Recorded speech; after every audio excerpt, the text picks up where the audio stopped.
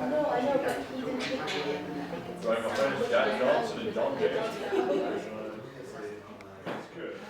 So my heart is now smothered in the gums of winter. A splinter has settled in this lion's paw. I've mostly just cut myself off, got a headroom for the bedroom, spent days in there, so much that my landlord comes up and asks what I'm crying for. I tell her the very reason, and in doing so I'm suddenly crying beside her more. There's just a dry swelling now that's settled in my head. I'm light, like I've bled. Feel shit, basically. I feel like an old ship full of old shit that no one wants. I'm in the sea, and at the deep bottom of it, with the fishes, I'm washed up. Like when she would come around and do the dishes. To feel the way I feel, I must be a psycho. Trod this path many times before, know that love, like everything else, is just a cycle. Like, you know, when from dirt there's spurts of flower firework, and it's back then to nothing. Like how you're always late and you're rushing or you're waiting for something. That's the microcosm. But smear it on everything. Like how you meet someone for the first time, get confident, go on a date, a few dates more, then suddenly that stranger a few days ago is a stranger no more. That stranger who wouldn't have thought of anyone stranger is opening that stranger's door and then is a stranger once more. But the amount we would kiss, that has to mean something. We'd kiss so much we could hardly see each other, but that's the start, isn't it? Golden hued. Oh, the start. The start. The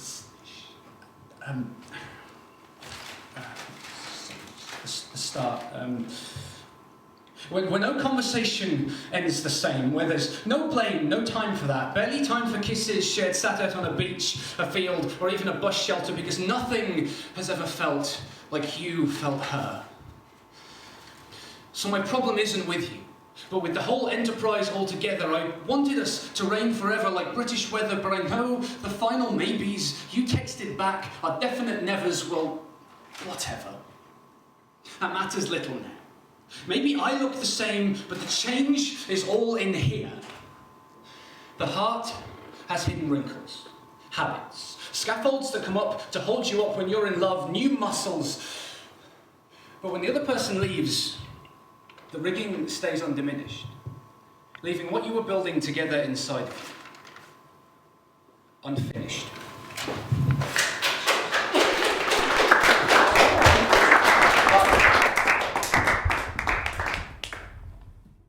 Right, pop quiz. What costs 10 times more in Nairobi than New York? What are there thousands of varieties of, but the best one is actually free and all around you? If you're getting wetter, then you're getting warmer, because the answer is bottled water. Jeez, guess I should have given you all a fizzy pop quiz. But then I guess this topic's not hot as long as it's not hot. Evian, Highland Spring Drench, it's no magical rejuvenating stuff. Rather, it's an ugly truth that we've all been bottling up. Like, do you really believe it? The way that they scheme it. Really think that what you drink is from a mountain stream. Oh, that's a steaming mountain. Oh, it's Revolvic. I wouldn't exactly call it battery, but it's all from a tap in a factory. And it might seem like I'm fighting with a heavy fist, but these bottles pose a health risk. Studies show that the plastic used can leach into water over time, releasing chemicals that are known to disrupt BPA and testosterone. They sit there for weeks on shelves, just going to waste. Then we open, we sip, and remark, what a fresh taste. Oh, okay, but I get it. Maybe the lies and bodily harm don't matter to you. But the true tragedy here is that this free thing, which we all have a right to, we pay for it. And it's really starting to environmentally add up. 26 million bottles are thrown away each year, of which only 15% are recycled. A drop can quickly become an ocean. And though it might seem stable, it's our children and their generation that wish we were keener on biodegradable. So I appeal to you, be a water hipster. Fill up a glass, or let it roll from a tap, or let it roll from a rock onto your mouth. Be a dripster. Be alternative and turn a tap. Fill up the glass and drink. Because it's only so long until bottled water starts to stink.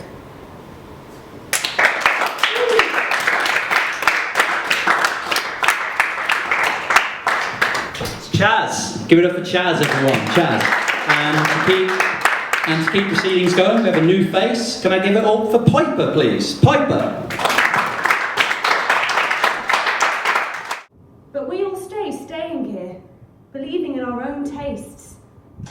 The work we've created that has no place, no real space beyond our own minds.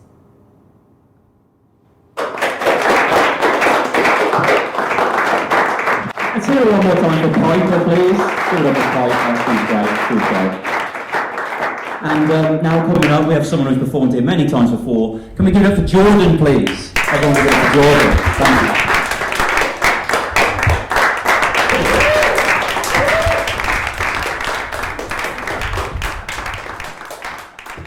So this poem's called White Square, and it's about a recent date. Someone behind me has started laughing slightly at a painting we've both been staring at for a few seconds. At first I look round at him just to check that isn't me.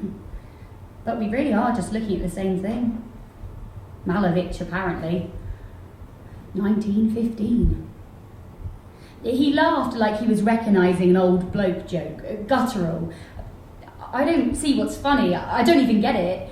Maybe I'm just a white square because whenever I look at the painting we're in front of, I see a white square. Literally there is a clean four-sided shape and around it forms a border and it's night there. I mean, what's funny about that? It's the history of things that I like. The connection of art, the fact that some old Turner seascape was of an old shore for an old crowd that we'll never see, but in a sense always share. Not a bloody white square.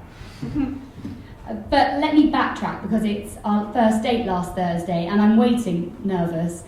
10 minutes early on the spot you said to meet you. I've never heard the area, so I played it cool and checked Google Street View. As I sit, I picture you leaving your place. I wonder if this is something serious or if it's just in a friend's way. I also wonder where we're going because there's no more Orange Wednesdays. But there's little time to think thought because you're looking all modern man, swanning up to me, place an arm over my shoulder and announce that we're heading to the gallery. Glory be? The gallery? I mean, I'm not a Philistine, I just rather Philistine killing time, having a time, killing those first nerves. Just getting to know one another. But that didn't happen. So off goes this, never even seen the front cover to 1001 paintings you need to see before you die, art lover. You point out painters on the posters outside and I'm thinking, sorry, who's this? So going in, I take a random plump at the map and go off to find a futurist. They sound interesting, don't they? Really out there. Well, they're not. They paint white squares. But looking at such minimalism gives me time to think of you. It's been fun, it's been easy. It's been a first date though, and there's still so much to learn. The threat of a metaphor between deciphering you and working out this modern piece emerges, but then that guy starts laughing and I can't take the horror anymore. So I go and I spot you and watch from afar across the canvas corridor. But from far away, a piece can't really be appreciated. So I get up close to see your brushstrokes. See you swooning and gliding. You talk about post-impressionism and I nod and stand still. Do my best post-impression. And then we move on and explore the gallery some more. Start talking that easy, nothing talk that flirting just fills in the gaps for. I clap for some French romantic painting and you do the same. I go to check my phone, but of course, you already know the name. You've been funny, romantic, kind. But if we can actually go for a beer after this, I take you to the first room and see if you two will laugh at this. You just look at the work and shrug and look back to me. I feel your hand closing around me as we stare at the square and won't let go of me until we leave. Thank you.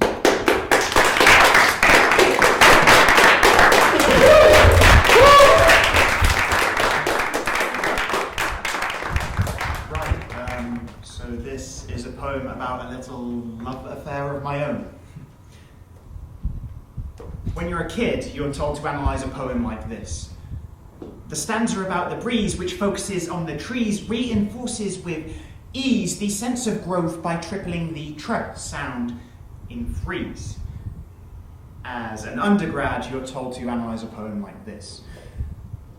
The author's use of words that begin with tr throughout the poem is suggestive of trees growing, something perhaps stemming from the poet's predilection to trees, as noted in one of his archive letters to his botanist uncle. See footnote below. Now, to some that may be fine, but suddenly to me there seems to be a con to the text. Context. I mean, it's interesting, just not for me, as you don't have to show what you know, but show what they knew, the world they were a part of. I thought for a second in second year initially of dropping out, but a second only, as not packing me is easier than academia. Did as I was told, because if you think I'm going to be 21 without a 2-1, well, you can do one. So I keep writing. Start to think that words count, that's a given. Soon I'm filling up the word count I'm given and give in. Still keep reading bios to keep the grades up, plain pragmatist. Besides, it's easy to keep informed in this library. They've got more spines on display than a masochist. Charles Dickens's early newspaper articles, they've got it. Emily Dickinson's sewing habits, they've got it. Shakespeare's social media prophecies, they've not got it yet, but they can order it for you, no problem. Above all, though, it is the Cambridge Companion that I love. Whilst others are so dense, it chews it for you, breaks lives down into chapters and sections and lines, normally divided by a writer's work or his mistress at the time. At first, as I said, reading them was of academic necessity, but soon I found myself reading new ones that I wasn't even studying, and it wasn't just the depth of knowledge that was impressing me, rather just being able to hold a whole life in your hands, an entire existence quartered and indexed. I take one, for example, on Arthur Miller. Turn to the back and flip through his entire time on Earth with a finger. I become addicted to the point where I begin to imagine what the title of my chapters would be. Who defines them? Why, I start thinking and start realising there shouldn't be a Cambridge Companion to me, but for he and she, the people who I've met who have influenced and defined me. Because every back of the head in front of you has a life story, but they're never going to get a book, never going to be remembered, never getting a look. All these tales and anecdotes that you've shared and tempered, they won't be written down and fashioned into an undergraduate argument. This life is too cutthroat to even be a footnote. So think of who the people in your index are and seek them out for more things to be remembered. Because in the end, you'll always remember that friend.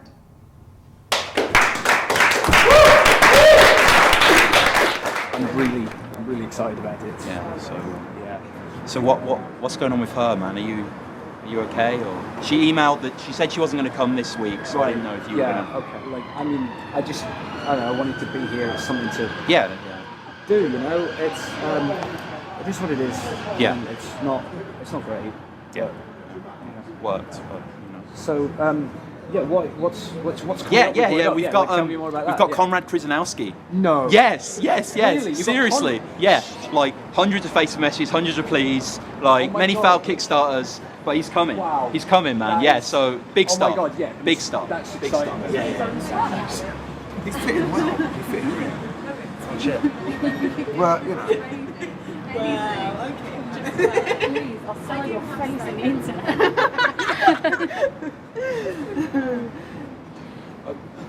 Yeah.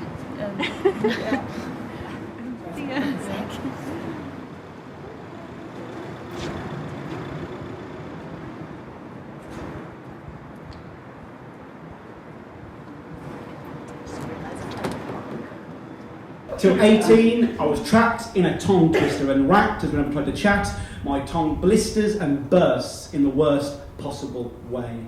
Gets so hard, getting stuck in the stickiness of whatever word I'm trying to say. Sometimes I get whole paragraphs out just to be chatting all day, and the gears rust. A stutter is just the sound of the cogs clanking and spluttering away. For there is a civil war in my jaw, mouth crowded and surrounded by nouns, yet ekes out a strained silence. But in my own way, I'm overwhelmed with the sound. Seems being unable to utter whatever was suddenly becoming a habit. I tried to say ecstasy and have an E forever stuck on my tongue like an addict.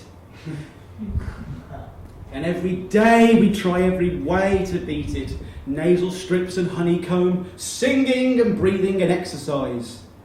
But you know what worked best, don't you? Sex.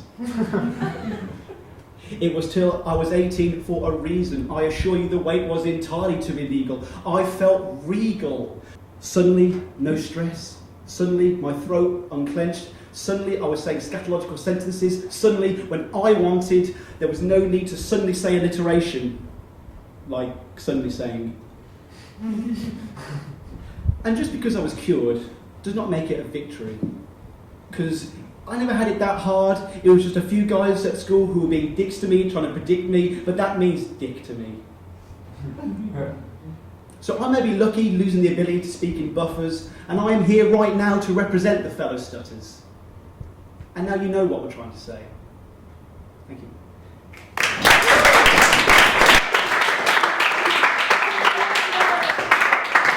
Hugo, everyone. Hugo. He's proving that sex cures everything, which is very true. Now we have someone new. He's called What, and give it up for What, please. He's moved on. What? Thank you. DeMarco, knowledge, DeMarco, establishment. DeMarco, living, DeMarco, destruction.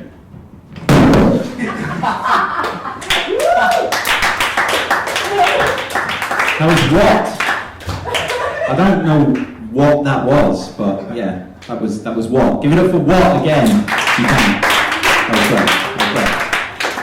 So before we get on to the next act, I just wanted to remind you that in the next What They Said, we have Konrad Krzyzanowski coming. He's a Serbian poet. No one seems to have heard of him. This is quite awkward. But yeah, he's a big deal, and we've got him here, so remember that. But other than that, we'll move on with the poetry, and we have Young Sponge. Is Young Sponge here? Is he not? He's not here? Okay. Oh, you're going to go get him? Okay, cool. I guess I'll do a poem then. We're only on this crap rock for a snapshot, hoping that we don't go out holding caps lock, so don't let the past become a padlock. Thank you very much. Cheers.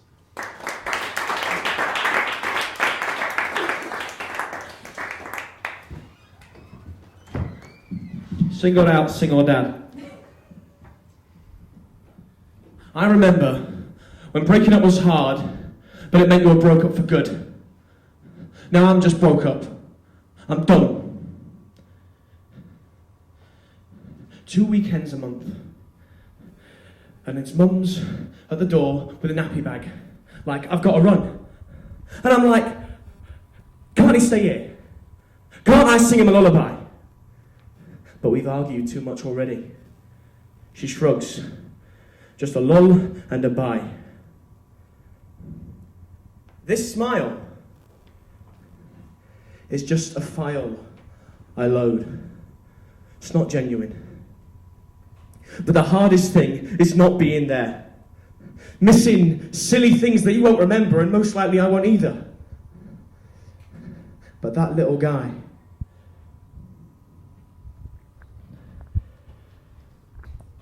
and I can't just barge in. I'm nothing to him but the ink in his margins. I should be clinging to the back of his head right now, nursing him. I want him to cling to me. Psychologists probably have some fancy word for it, but I've been seeing kid after kid everywhere now, and I just can't get rid of the thought of him. I'm finding toys everywhere. Who knew I was so generous? There's so much before you have a kid that you didn't know. Like, how could I love anyone more than I love this attention?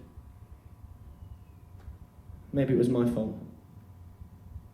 Too long being wild. She's pregnant and I'm getting high.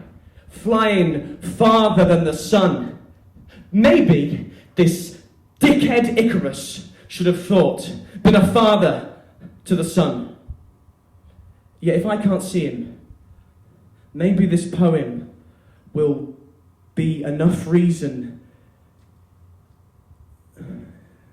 that it can be something he can enjoy and cherish. To show that I did care. A relic that I can recite instead of tears. You know what? I've written more in his 14 months than I've done in 28 years.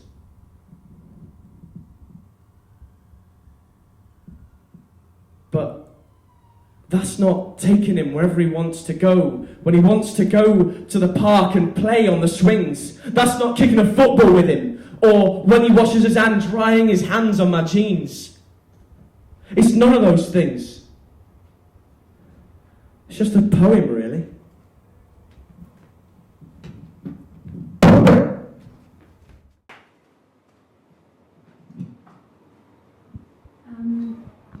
So at school we had a day where we had to teach something other than our subject. So I decided to do a poetry workshop about love with a group of kids. So this is about that. Just before the children herd in, it's the balloons and me. They nod around the table edges. Bloated, bloody balls secured by a fingernail of tape. The hall is already drafty, so a few have unwound, flirting freely with the floor. Uniformed, in conversation, in they come, packs of boys, packs of girls. My fellow teacher arrives too, and we separate them out into mixed tables on purpose. Careful not to tread on any errant hearts, I head up to the front and begin to talk about love poetry. Most are too young. The word love has teeth, brings them out in wriggles, closed eyes, squirmed seat giggles. We talk about fancying each other. I say fornication to a 50 or so frown, so say it simpler. Sex. Something I should not have done, because it sets off like a bomb, waves of embarrassed laughter. To them, it's a punchline rather than a joke. Yet soon, silence, scribbles on heart-shaped paper. To some, it flows, these automatic romantics. Others take time, chewing each word for its poison. Then, a flattened pop.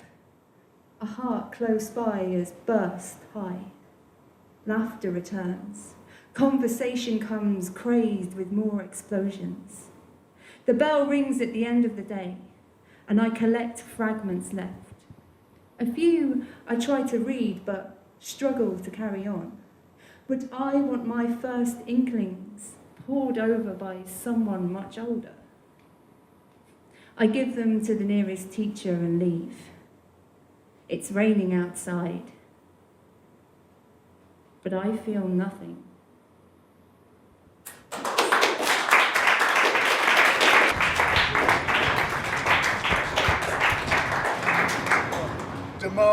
DeMarco, sandwiches, DeMarco, wheelbarrows.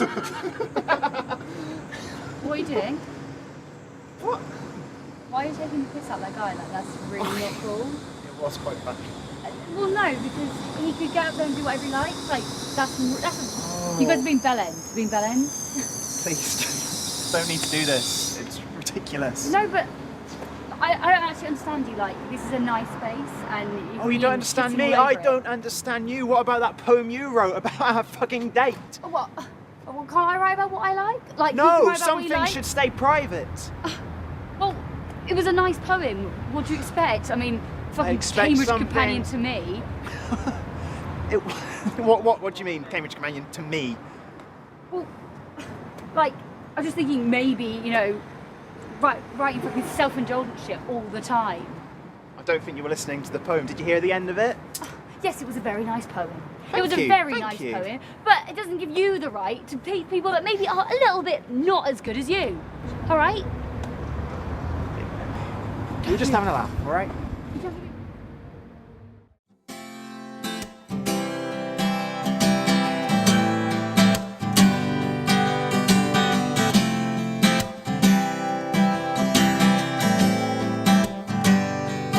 Honey, you wrote the scenes that I wanted to see. Honey, you told the tales that I wanna believe. You excite my soul.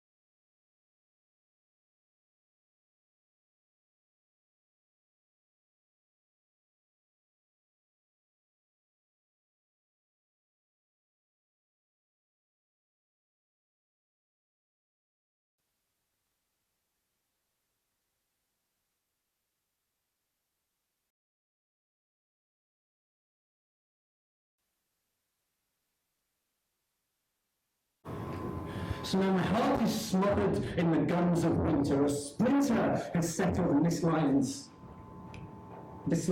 paw. I've mostly just cut myself off.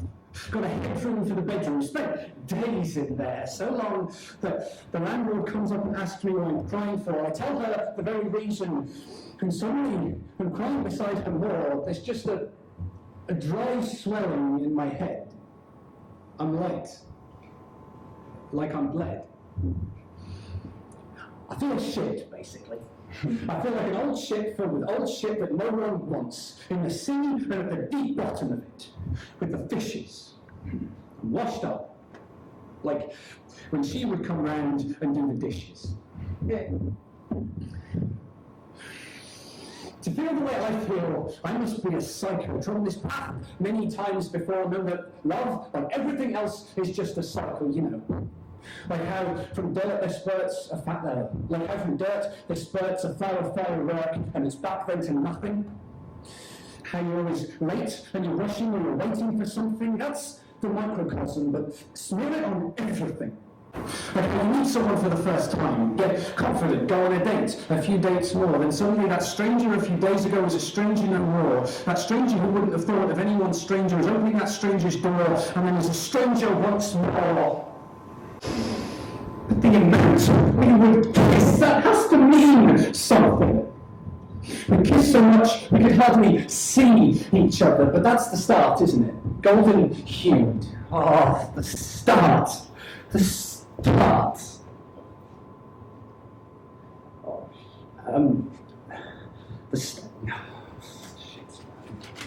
Start.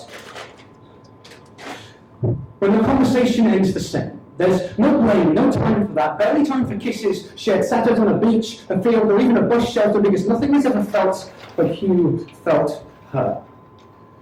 So, my problem isn't with you, but just the whole enterprise altogether. I wanted us to reign forever like British weather, but I know the final maybes you texted back are definite nevers. Well, whatever. It matters little now. Maybe I look the same, but the change is all in here. The heart has hidden wrinkles. Right. Pop quiz. Symbols that come up to hold you up when you're in love, new muscles, but when the other person leaves, the rigging stays undiminished. Leaving what you were building together inside of you, unfinished. Cheers. Words, everyone. Words.